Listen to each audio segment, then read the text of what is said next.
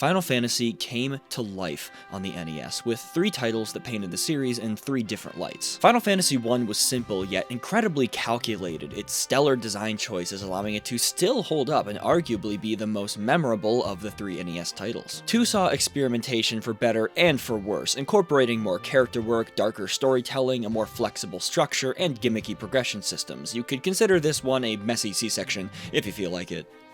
I don't know why you would. 3 took ideas from both, but never quite capitalized on them to the fullest. However, its expanded scope and job system marked future staples for the franchise. I don't need to recap this any more than I already have.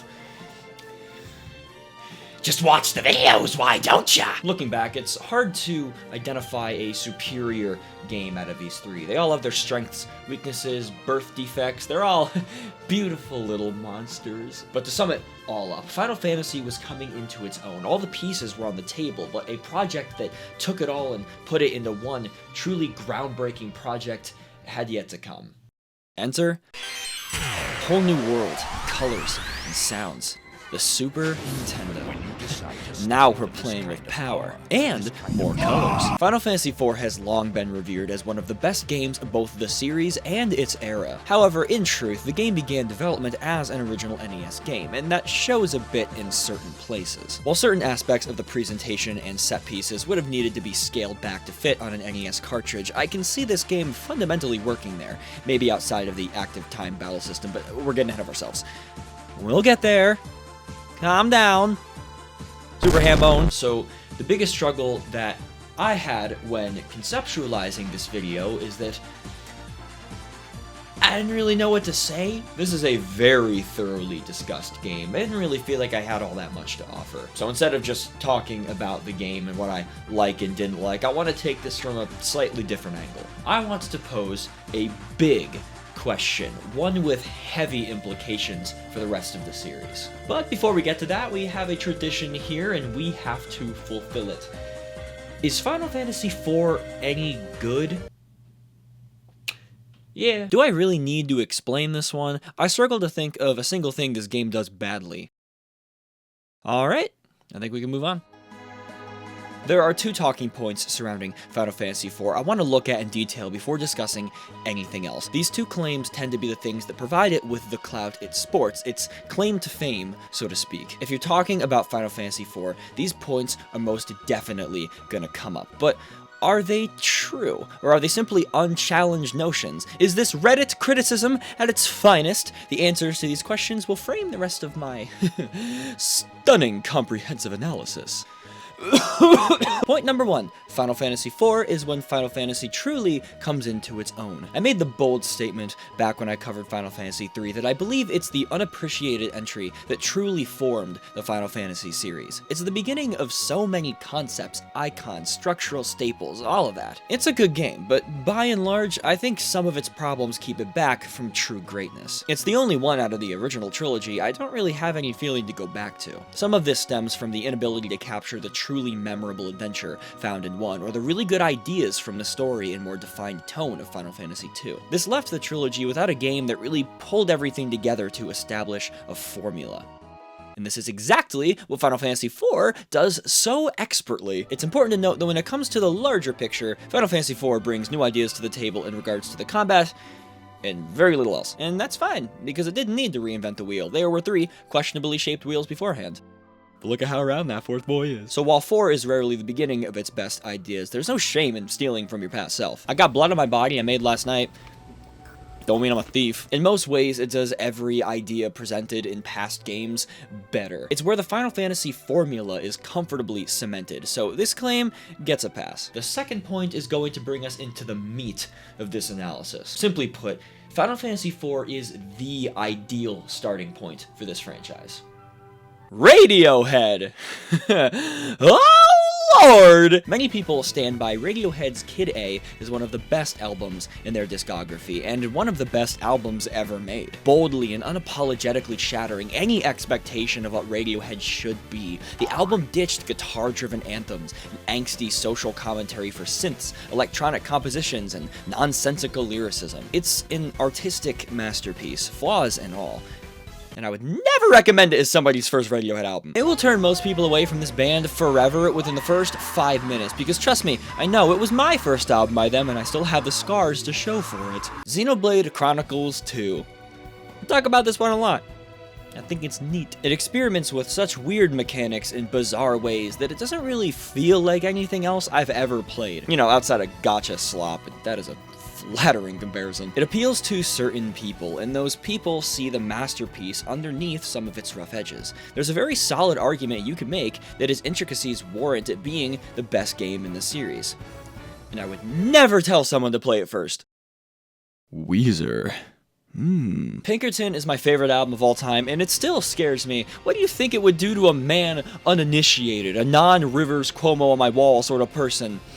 It's not first listen material, I'm sorry. So what makes something a good introduction to a series? I've heard a lot of people say that Final Fantasy IV is the ideal starting point to get into everything that Final Fantasy has to offer. You'll hear that parroted in comment sections, reviews, YouTube videos, constantly. But being a good introduction to a fabled franchise is more than just the chronological release, the quality, the fun factor. It's gotta have something else. Something that really cements it as a good first step. So after playing through this game from start to finish for the first time, I really do truly believe this is the ideal point to start with this series. In trying to explain this, I'm going to reveal both of the successes and failures that lend to this game being such an amazing starting point. Managing expectations. How its existence just exudes a play me first sort of attitude. So we're going to start out by explaining precisely how Final Fantasy IV is just beautifully... If I'm being honest here, there are very few games that come after Final Fantasy IV I can confidently say don't outdo it in almost every way. But this is not a knock against 4. Like already said, 4 is not where the franchise's best ideas originate from, but it did pull everything together. The game starts out with an extremely memorable scene. Cecil Harvey's return home after stealing the magical crystal from Mysidia, a peaceful village of mages. As a commander of an airship fleet known as the Red Wings, his crew begins to express distaste over the violence and killing that has been ordered by their king. Cecil quietly shares this guilt, however, when the king catches wind of his concerns, he is stripped of his title, and alongside the dragoon Cain is sent to deliver a package to the nearby village of Mist, home of the summoners. That's gonna go well. This package ends up being full of bombs, burning the village and killing the mother of the young summoner Iridia, who passes out after summoning Titan, causing an earthquake. Cecil brings her to a nearby desert village and promises to protect her as atonement for his sins. That's probably all I'm going to talk about in regards to the story. Immediately, you're clued into the character-driven story 4 aims to tell. There's a masterful hook here, the Dark Knight having second thoughts, bearing his conscience to the player. What is he going to make of this? What repercussions will this have? Cecil's position of commander and quick dispatch of the enemies that ambush the ship displays his preparedness and experience. This isn't the start of his adventure. Heck, he's on like level 10 when you start. Cecil and the cast don't exist as a vessel for the player like in previous games. We're jumping into their story. Another thing that I really like about this first scene is that it provides an expectation of spectacle. The first time the series places a heavy emphasis on this. A longer introduction to the story than ever before, a scripted battle to show off the presence of cutscenes in the form of fights, but also the new ATB system. Ooh, what's that little bar down there? What was that? The one claim to fame that 4 has all to its own is the introduction of the active time battle system, switching the series from a purely turn-based affair to a more dynamic back-and-forth turn-based affair. I don't need to explain how this works, okay? You guys know what this is. You've all played Space Demon, right? Oh, sorry. Chrono Trigger. All I had written down was best game to write a school thesis on. This is a reference to an unreleased video, okay? Don't sweat the details. It's a bit more discussed today, but the ATB system was seen as a straight improvement over the NES titles, and let's be honest, it is. This game isn't dramatically more complex than what came prior, but the ATB system makes the battles feel more alive, a bit less predictable. It adds time management and makes planning out each individual move more doable. It does add strategy, and the fact that almost every boss in the game has some sort of unique mechanic that can be better fought off when considering this lends validity to into its existence. Outside of this change, most of 4's combat owes itself directly to 3, as a stripped back, yet also expanded version of what that game did. Taking the ideas from a bunch of the classes in 3, expanding their capabilities, but locking them into your party, removing the player choice aspect of party composition. You got the Dark Knight, Paladin, Dragoon, Summoner, White Mage, Ninja, Black Mage, Sage, Monk, Bard, Engineer, whatever Sid was. A dimension-crossing entity. Be kinda cute, though. Realistically, a lot of the best classes from 3 are represented here, so not all that much was really lost. Furthermore, the game is designed around what is going to be at your disposal at any given moment, so no railroading you into jobs and builds that you don't want, and overall, more enemies and fights are designed with specific strategies as a result. And it's never frustrating. Except for the magnetic cave, that thing can suck rocks. Magnetic rock. Speaking of dungeons, 4 has got some seriously memorable ones. The Cave of Mist is only a single room, however it houses the first boss that introduces the player to the boss mechanics that will revolve around timing your turns and different boss phases. The Tower of Babel is absolutely massive, demanding 3 separate visits in order to be fully completed. It rests in the underworld, but is so tall that it stretches into the overworld. It's colossal. It's not a psychopathy-inducing romp through hell like the Crystal Tower was. Good lord, I feel filthy speaking its name. The Giant of Babel is full of extremely difficult enemy encounters, topped off by one of the hardest bosses. Good thing this dude is here. Now, you would think that the middle of a ancient death robot is a bad place to set up your shop, but I am nearly dead. There are levels to this game. Carrying on the torch that 2 weirdly dropped, there are numerous extra dungeons present that net you strong summons that are an absolute godsend for damage sponge enemies populating the endgame. Varied and necessary, this game's challenges are satisfactory. This product is. Much like Final Fantasy III and the games to come, 4 features multiple world maps to explore, providing good subversion of expectation and fun, bombastic twists. For example, the moon! Now, it might be really small, but so is the moon in real life. You know, you can just reach out and grab that thing. Overall, the pace of this adventure is absolutely stellar. Moving from point to point with a refreshing brevity, nothing overstays its welcome like in 2 with its lobotomy dungeons, and nothing blazes past without leaving a mark on your brain like 3 and its lobotomy dungeons. Each plot point and character is given a defined reason and purpose to exist, so really, this is all to say this game doesn't waste your time. No filler acts or excessive fetch quest dungeons, and it also helps that most events have something to do with someone's character arc, simple as they may be. So both the overarching plot and your party remain in focus. I think it's worth time giving some love to the characters themselves. While technology obviously restricts presentation of arcs because of text limits and other crap, try as I may, my 4-pixel main character just can't empathize with me. But the fact that everyone is given a genuine personality and a little piece of growth is pretty impressive. Cecil's battle with guilt and desire to leave the darkness behind leads to a powerful moment on the Mount of Ordeals that sees him choose not to kill his past self, but instead turn to pacifism, learning the weight of violence. Doesn't play too much into the rest of the story, but it's cool commentary. Rydia, scarred by her mother's death, refuses to use the fire spell until everyone encourages her because it's necessary for them to move forward, showing her that overcoming fear and trauma can become a strength for others. God, it takes the form of peer pressure, but hey, come on, we all know how important looking cool is. We play JRPGs after all. Next, she'll be jumping off bridges, and all the cooler for it. I've always liked Edward's big moments, struggling through a life or death battle to play a song that saves the party's life somehow. It's one of the numerous moments that shows his courage slowly building as he grows into a future king. A big jump forward for the series is the main villain, Golbez. He's actually a character instead of the comically evil emperor or Cloud. It's a freaking cloud.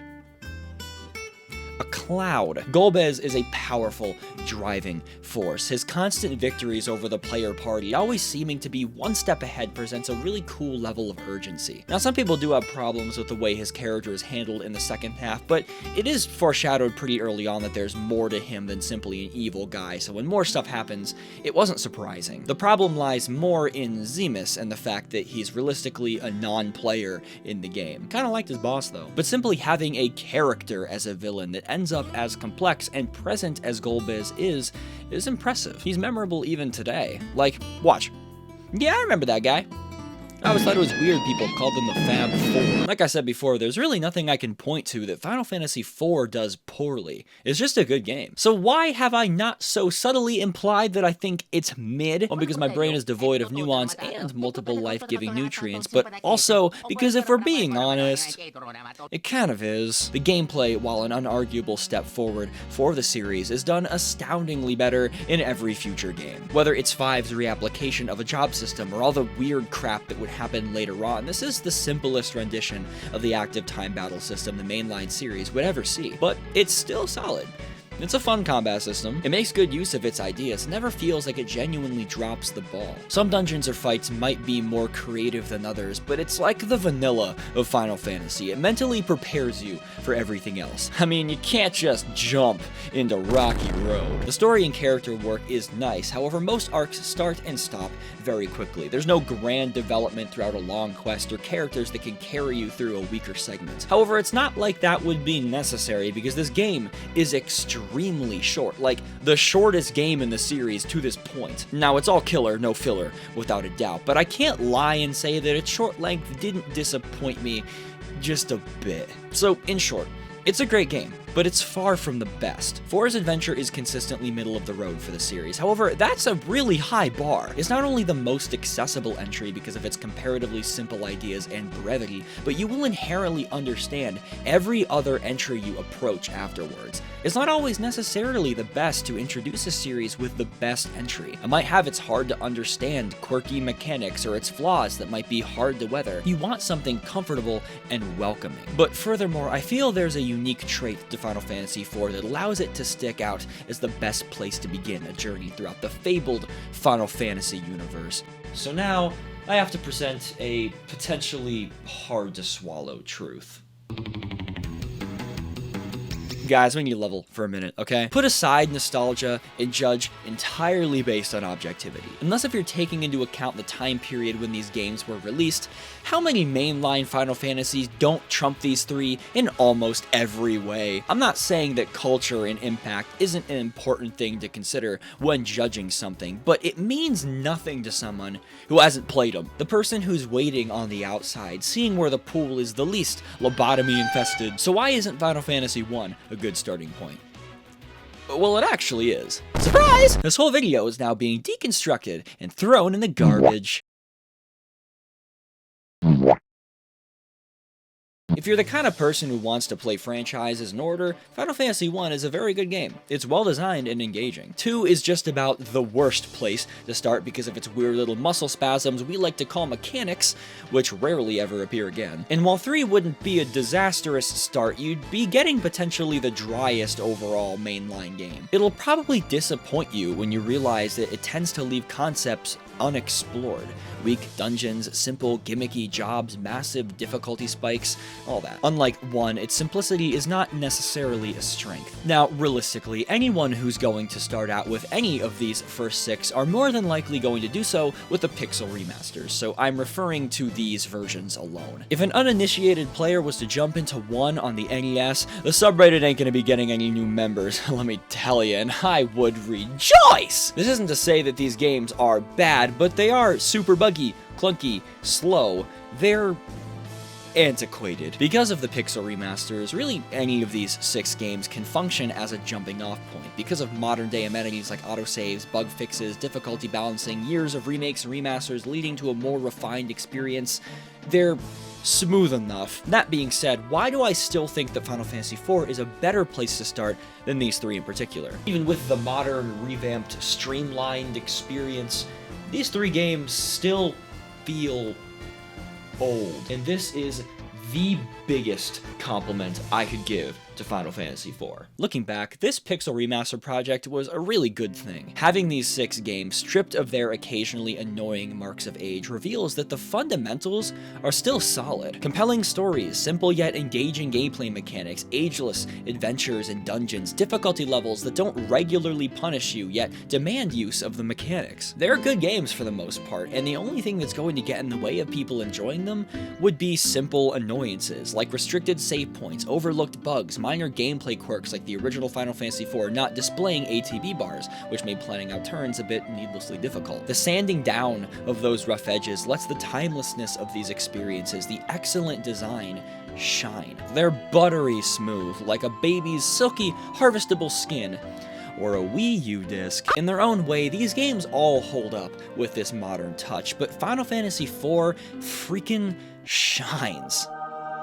I'm blind. Maybe it's because of the formula that 4 cemented stuck around the series so long, or that the ATB concept became a genre staple, but booting up the Pixel remaster of 4 delivers a smooth experience from start to finish. Minimal grinding is needed if you play smart. No gameplay segment feels pieced together from exhausted assets or design philosophies. The experience reads as a group of devs and designers really knowing what they're doing. While the simplistic combat of the original trilogy hasn't seen a dramatic overhaul, neither has the structure or style. It's just all executed in a way that has stood the test of time dramatically better. And this is true of all versions of this game. Stack its remakes and remasters to 1 to 3s, and this still rings true. It's hard for people who aren't affiliated with the genre or series to simply jump into old games. I guarantee the Dragon Quest I stairs button has stumped at least one person away from the game. It's sad, sure, but the reality is that Xenoblade Chronicles 3 is arguably the best received game in the series,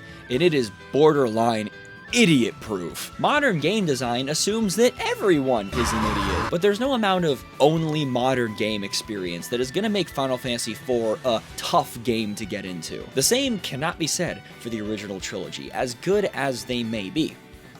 Sometimes.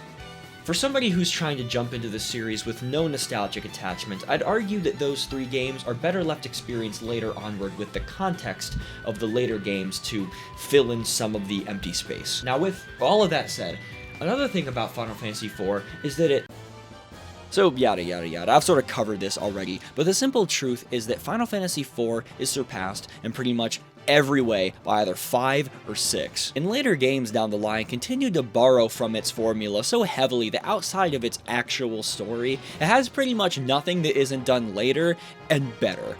But I don't mean this as a knock against it. I made a very similar point about 3, both as a compliment to its ideas, but also as a knock against its memorability, as I don't think that game can stack up to its successors. 4, while simpler and outdone, better gameplay in 5, better story in 6, so on, limit breaks in Squall, still thrives and is arguably the purest form of this gameplay style. Its multiple world maps may be smaller than later offerings, but they're still really cool and function as great moments of gameplay and storytelling. The combat might not feature a staggering level of complexity to match what the ATB system would later be used for, but the game is expertly designed around what is there. It might be short, but the story is complete. The game begins, has a middle, has an end. It's largely satisfying, even if I personally would have been okay with a bit more. I guess the best way to explain what I'm saying is that Final Fantasy IV, more than any later entry, will inform you about what to expect from everything else. It's close enough to the early entries and close enough to the later ones that you'll never get overwhelmed by the lightly dated design of the NES games, and never be overwhelmed by the gimmicky good stuff that comes along after. Like I've said, it sets the standard for what each subsequent game would look like. It has every piece where it should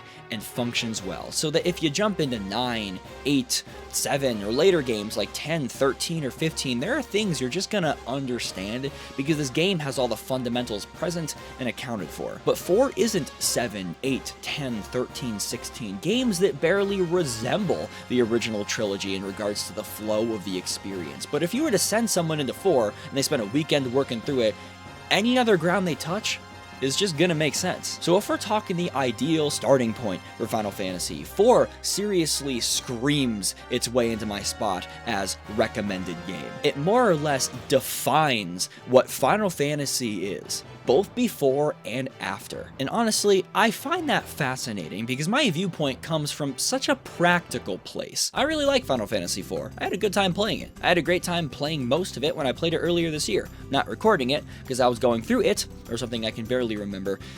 I'm tired. You'd think I'd recommend a game I'm absolutely in love with, like 5, 6, or 9, but honestly, 4 is such a smooth experience. I'd argue it's in contention for the best first RPG. There's nothing here that will overwhelm you, but nothing's gonna underwhelm you either. It really is the most overwhelming game I've ever played. The RPG of all time, so to speak. And because of these successes, it unarguably earns its commonly rewarded title of the first great Final Fantasy. Because regardless of my personal opinions on how great the original is, you can't argue with the true, unadulterated timelessness of 4's adventure. Coming up next, though, is a bit of a different beast, baked in nostalgic attachment, many missing years that blur the nostalgia of others, and an overall less discussed existence. Final Fantasy V is one worth paying attention to.